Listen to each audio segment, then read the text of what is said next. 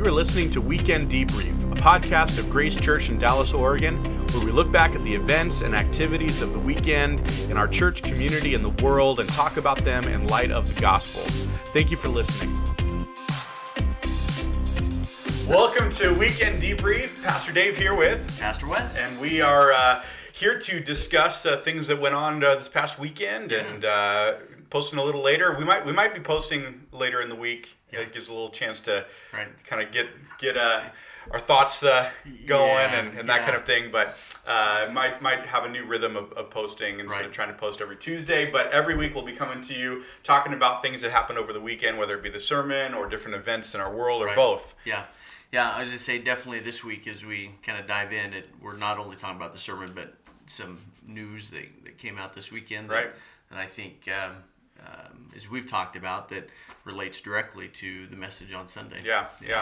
So we were in Judges 17 and 18, so took a surprise detour out of the book of Psalms. I ran into Chuck Baker, who volunteers around the church a lot. He's like, you threw me for a loop. I was all ready for Psalm 6. And so that's coming on Sunday, so don't worry. There you go. Back in the Psalms. That's right. Sunday. But had to preach a sermon for my doctoral class and thought rather than trying to prep and preach two different sermons and preach one to just a video camera to turn in. I might as well do it, take advantage of the Sunday morning. And as I did the study, it really had a lot to say to us today. Surprisingly, for a book of the Bible and a passage in the book that seems so obscure. Well, I was going to say, as we got into it, I was thinking, have I ever read this before? Or, and definitely by the time we were done, I was like, if I'd read it, it was kind of one of those stories you just kind of, as you're doing your Bible reading, you go, oh yeah, I read Judges 17, 18, whatever, but never stopped to really look at and understand what's there for us. Yeah, so, Judges is one of those books you kind of latch on to certain stories, right? Your favorite heroes. So Gideon's a big one people think about, or Ehud, the left-handed swordsman, which is a cool story, or Samson's kind of the big one that people think about. And then there's these odd chapters at the end that you're kind of wondering why they're there. I think they're the chapters Judges kind of ends with Samson, and that's really what you remember. But this is, as I said on Sunday, it's kind of like an appendix to the book to give more specificity to what the evil was like that they were doing. And so this story covers the evil of idolatry, and then the next story, there's just a really bizarre story, and it deals with holy war and that kind of thing. So, a couple examples of just how evil and wicked and violent the nation had become. Right. Yeah, and I think one of the things that, definitely is for us today, but just reading through that and seeing that it's like sin compounded upon sin, you have not clear thinking, and then you have further not clear thinking on top of that to try and make up for, or you talked about the syncretism and the whole picture, trying to justify and make right and kind of bring God into our whole our choices and really wanting Him to bless our choices. And legitimize that which we know isn't right. By invoking God's name, or for us today it could be praying in Jesus' name, and then I had a peace about it. I don't feel like it's wrong, so it must be right, or God wants me to be happy, and so I think it's right, or whatever. Whereas for them it was, hey, look, we've got a Levite now serving as priest, so we must be legitimate. We must be good. We'll be getting God's blessing now. And then no immediate judgment. No immediate consequences, and taking that as a license to continue. How dangerous is it that we often kind of barter with God that way? Of, okay, God, I'm going to use your name, and I'm going to ask you to bless what I'm doing, even though it's probably not great. But then if I feel a peace about it, or if nothing bad happens immediately, then it must be okay. I'm going to assume that, And so then we basically take advantage of God's patience and grace to us, and use it. And that's, you think about even Paul in the book of Romans 6, trying to answer those who are saying, okay, so if there's grace and sin is a reason for grace, then we can sin more so we get more grace. And it's kind of that idea that no, we can't justify God's patience or use God's patience and grace as justification for continuing to do evil. Yeah. And many times I think that's what we are doing. Right. Yeah. Yeah, that's really good. One of the other things that stuck out is obviously relevant today is when we were talking about that picture of where we can grab on to other religions. Years ago when we were serving as missionaries, we had a chance to work on the Navajo reservation, and before we even were able to do ministry, one of the elders in the community who was a believer really sat us down and said, okay, why are you here? What is your purpose? And then kind of here are some things you need to know. And as we had the opportunity to share the gospel, he said a lot of the Navajo are going to be quick to accept it. But what they're doing is they're basically saying, we're going to take Jesus and we're going to put Jesus on the shelf next to all our other beliefs. And so it's kind of that, well, if those don't work, then we have another one. Right. It's that backup of a backup type thing. And so as I was thinking, as you were going through just the different religions that we set up, the personal freedom, the things that we put our trust into, nationalism, pleasure, personal happiness. Yeah. I mean, all of those, how... Even our family, our kids. Right. How dangerous that is and how wrong that is for us to put those up on the shelf with a place that solely belongs to Christ. Absolutely. Yeah. And we may even say, well, Jesus is the most important God in my pantheon of gods. Right. But he needs to be the only one. Exactly. And too often, and that that's why I talked about Calvin. Our hearts. I don't remember the exact wording, but basically we're a factory of idols, right? Yeah. Our hearts are, perpetual factory of idols, I think he said. And that there's that soft core and hardcore idolatry, right? And the hardcore is much easier to identify. Oh, sure. It's that statue on the shrine. So when I went to Indonesia, we were in Bali, and there were offerings burning at the driveways of each of the homes to ward off evil spirits. Really? And then there were little shrines set up all over the city where you could go and offer a sacrifice of incense or something. That was very easy to identify. Hardcore idolatry. Okay, these people are worshiping literal idols. They're offering sacrifices to ward off evil spirits. Like this, that's obvious. For us, it's very hard to identify when our kids are suddenly more important to us than God, or when our country is, and nothing against patriotism, but when nationalism becomes more important than the God's kingdom, when the flag is more important than the cross, when our personal happiness is more important than biblical morality, and justice and those things, then those are hard to identify because a lot of those things are good there. Our kids are good. We should love our kids.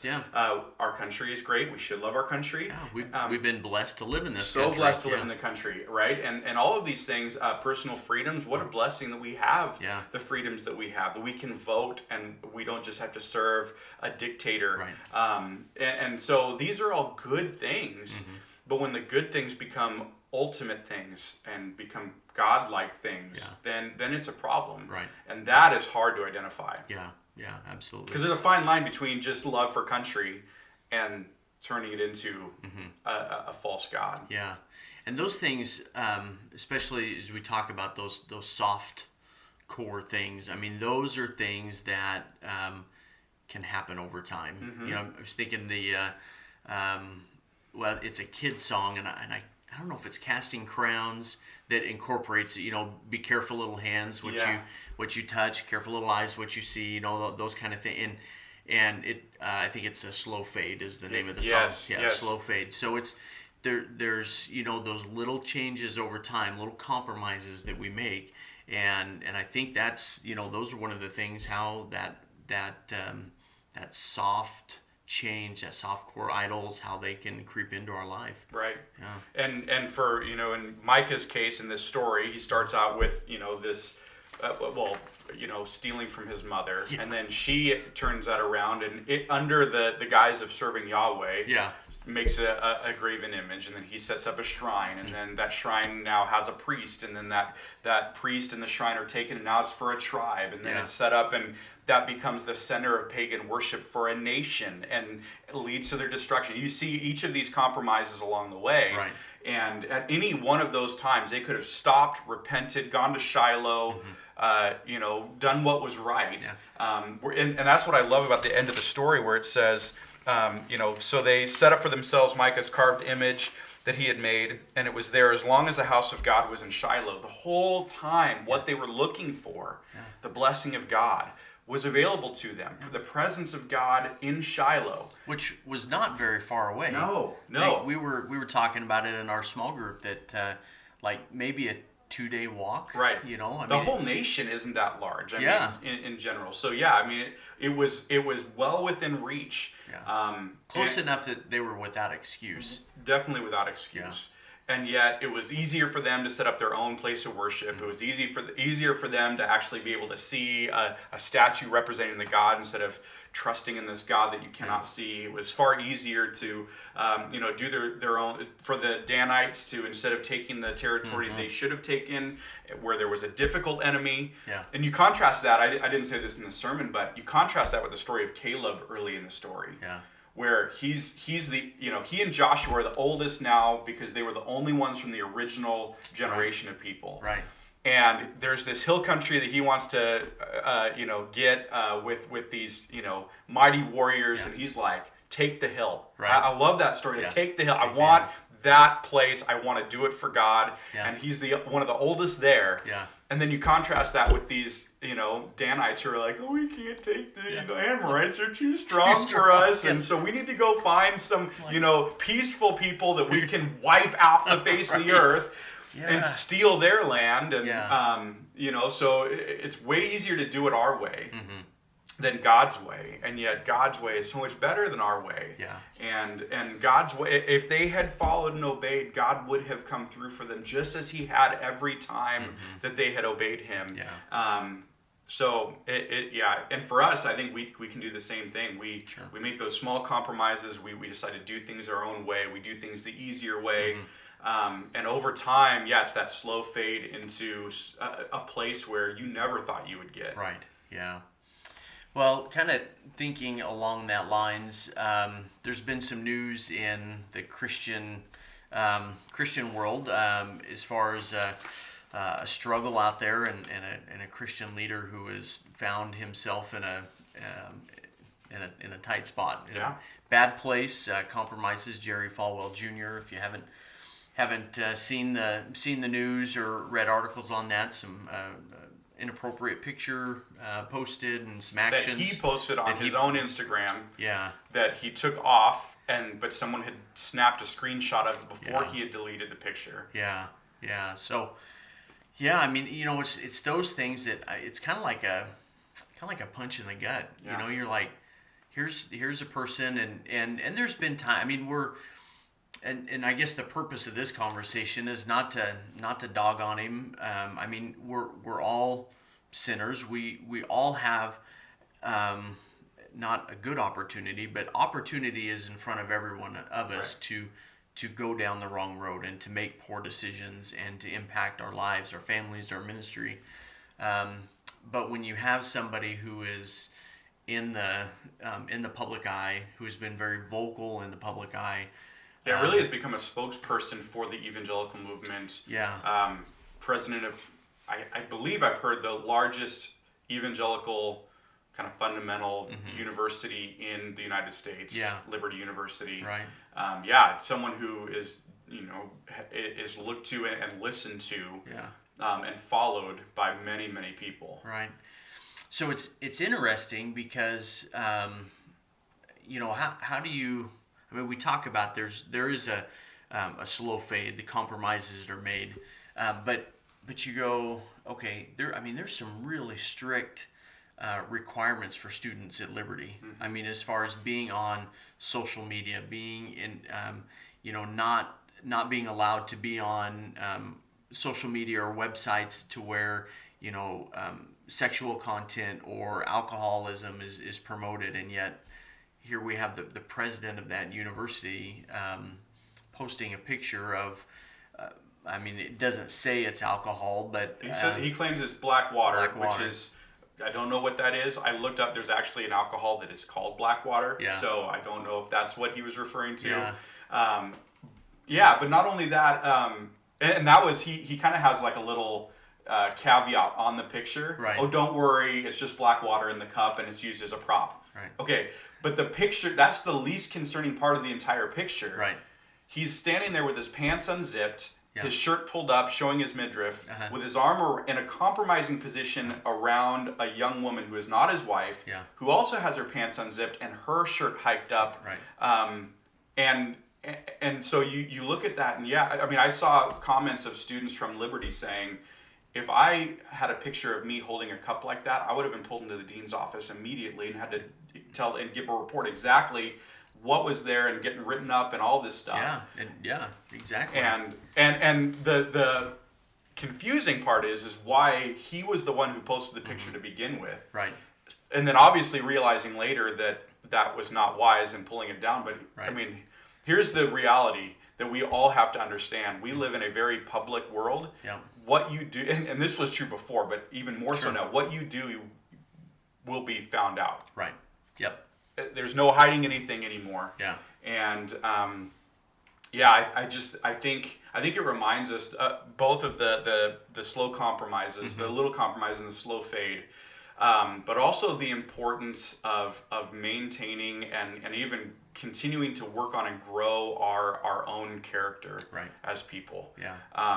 And I think one of the concerning things that I've seen over the last 20 years, I can't believe I can say now, over the last 20 years. But I remember, going through election cycles and seeing, Christians standing for character as being a really important part of what we look for in our leaders, whether it be Christian leaders or secular government leaders. But I remember during the whole Clinton scandal, and whether or not he inhaled or what he did in the Oval Office with his intern or whatever it was, the Christians calling for those in leadership positions to be men and women when appropriate of high character and how important that was. And now we're in a season where we tend to justify lack of character with pragmatic reasons. Well, it doesn't really matter the character of the person as long as these objectives are getting done. That is worth the lack of character that we see in these leaders. And that concerns me, and I think leads to, Falwell was one of the, he was very vocal in his backing of certain leaders, leaders that I have a hard time publicly affirming or backing because of character issues. And now we find he is himself in a position where his character is being questioned. I think when we start to justify lack of character in others and in leaders and those things, that gives us justification, and it kind of opens the door for us to not take our own character as seriously. And that's again, this isn't just Falwell or certain government or leaders or any, but you just think in the last couple years, Falwell Jr., James McDonald, not for a sexual thing, but for just bad leadership and character. Mark Driscoll, same thing, very very harsh leader. Bill Hybels, sexual compromise. Tulian Juvicin, who wrote a book that was hugely instrumental years ago in my understanding of the gospel and stuff. I think he's Billy Graham's son-in-law, or was now divorced because he had an affair. You just start going down the list of my own professor I've shared before, that was the head of my preaching classes and was the one who recruited me into my doctoral program even right now, was having an affair while teaching us in class about how to keep yourself from having an affair. And you just, so it's like, you start to add up, and those are all public leaders. Right. Yeah.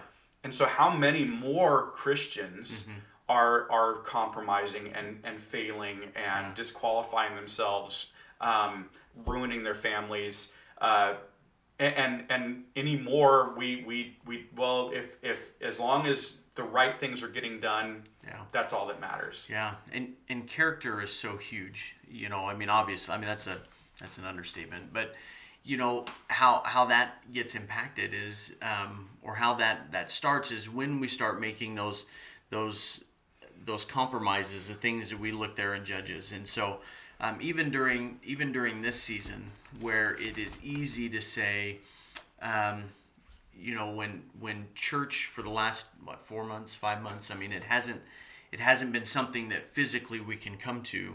And there's, I mean, I love the fact that we have technology. I love the fact that we as a church are able to reach beyond, reach people that we hadn't been before.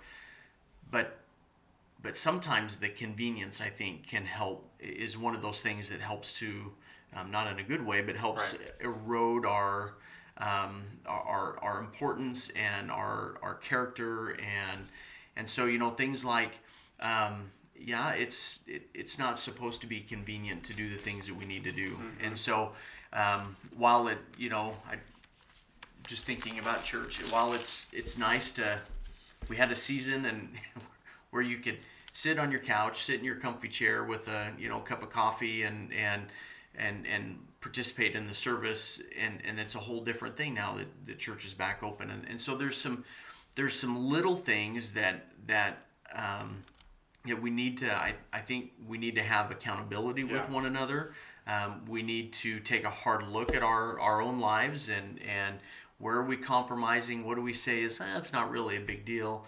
Eventually, those little things lead to something bigger that has greater impact in our life. Yeah, we have to have people who are ready to speak into our lives, and that we are open and honest with them, so that they can see what's really going on and be able to call us on that. I mean, I think of Hebrews chapter 3, verse 12, watch out, brothers and sisters, so there won't be in any of you an evil, unbelieving heart that turns away from the living God, but encourage each other daily while it is called today, so that none of you is hardened by sin's deception. So there, be careful. And it's right after talking about Israel's compromises and failures, and then the warning to the church is, be careful that you don't have the same hardening of heart, that you don't compromise.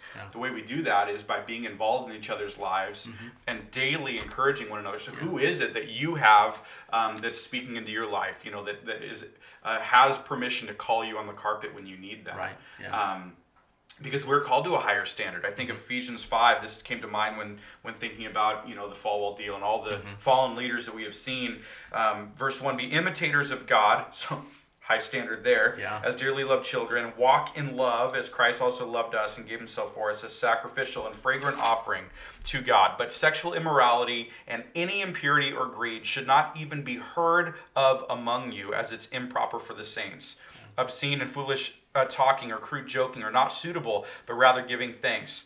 For know and recognize this: every sexually immoral or impure or greedy person who is an idolater does not have inheritance in the kingdom of Christ and of God. So right there, these things, whether it's coarse joking, impurity, greed, immorality, they should not be heard. Other translation would say there's not even a hint of it among you. Right. There's nothing that can be pointed at that is compromised at all. That's the standard. So we're even warned, that those small compromises should not even be seen among the people of God. Not just because they lead to something greater, but because those compromises in of themselves are serious things. Because we are to be imitators of God. And you think of the holiness and purity and righteousness of God. That follow me as I follow Christ. Like Christ ultimately is our example. That's what we're striving to be like. And these even the small compromises shouldn't even be named among us. Right. Yeah, that really has to be that filter that everything comes through in decisions we make. Absolutely. So, Yeah, so heavy topic with that. I mean, a challenge for us all, and obviously be praying for Jerry Falwell Yeah. and Junior, and that there can be restoration there, and that I mean, obviously we don't know the whole story, Nope. but what has been shown, yeah, definitely be praying for them, and I think just as far as a church family. I know as pastors, as elders, we would greatly appreciate your prayers, as well as for those in your grace groups, Yeah. and I mean, we're all walking through difficult times with many opportunities to compromise, Right. and we need to be lifting each other up in prayer. Right. These public figures and what happens with them should not be reasons for pride. Oh, Right. man, I'm not like them. Yeah. Or for judgment.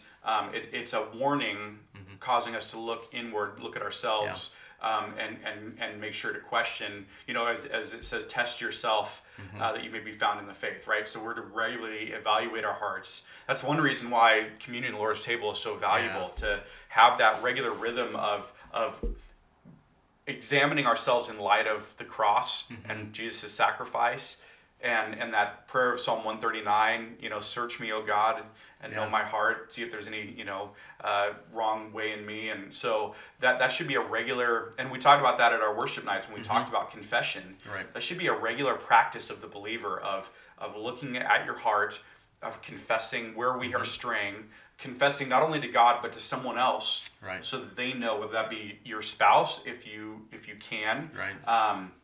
whether that be to accountability partner, someone who can walk with you through that. Yeah. That's the idea of Galatians 6, bear one another's burdens. The context is when you see your brother stumble. So this bearing one another's burdens is the burden of sin and the mess that we struggle through. Yeah. And so, it's a warning to look at our hearts, to make sure we're in community with others, so that we don't fall in the same way. Right. Yeah. Absolutely. Yeah. Absolutely. So, that was heavy. Any lighter things? What are you reading, watching? What's brought you some joy? How about that? Well, okay, this is pretty superficial. Okay. All right. Yesterday. I like superficial. Okay. Yesterday, enjoyed some Moe's takeout. Oh, there you go. On the pier there at the is at the Siletz. Yeah, right there in Lincoln City.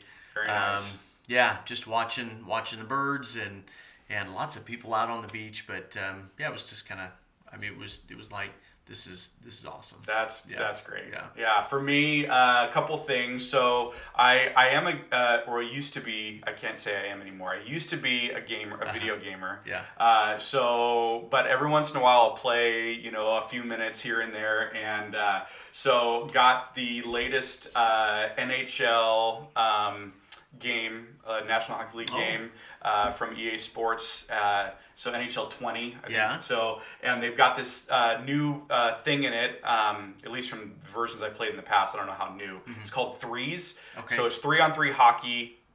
There's no penalties, so it's big hits. Right. You can unlock mascots. Okay. So I was playing as the Black Hawk, Tommy Hawk. Right. Which I didn't ever read. Did you ever know that the Chicago Blackhawks, Tommy Hawk? So it's a hawk because of the Blackhawks. Yeah. But Tommy Hawk. Yeah. Get it. It was mind blown last night. I told Amy, and she's like, ha ha. Anyway, so I got to play but it is just kind of over the top, crazy action hockey and super fun. And then on a more serious side, I'm reading the biography of Adoniram Judson. Okay. One of the first, I think the first missionary sent out from the United States. So it was he ends up meeting up with William Carey. And that kind of thing, but so gets sent to Burma, and him and his wife, and just a really cool. It's to the Golden Shore, I think is the title of it, and I've just really been enjoying that look at this missionary's life. That's cool. And just some of the. I mean, he just now got to where they're going to end up doing ministry, and I'm 170 pages in. So there was a lot that happened prior to that. They lost a baby on the boat trip to Burma. They lost a good friend who died of tuberculosis Okay. before they even got to their missions field, and just thinking through the struggles of saints of the past, Yeah. but then how God ends up using them for His kingdom, His glory, in unforeseen ways. And now, I mean, even hundreds of years later, we're reading his story and what's going on. So it's been an encouraging, really, really good read, and I would encourage people to check that out. Yeah, no, that's great. Good deal. So yeah.